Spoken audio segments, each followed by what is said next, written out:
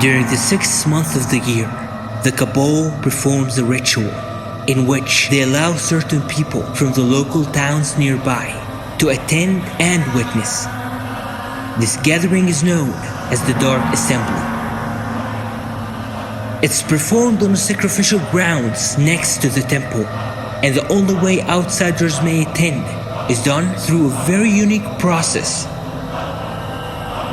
The first part is the outsider must have a special coin called the Drachma token.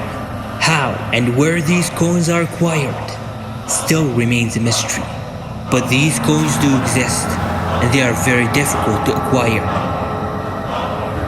The second part of this process is the bearer of the coin has to cut themselves and draw blood from their wound while standing on the temple grounds, letting the blood drip on the head of the coin. All this must be done in front of the coin master, who is one of the Cabal's henchmen. These henchmen are also referred to by the townspeople as the Goroilas.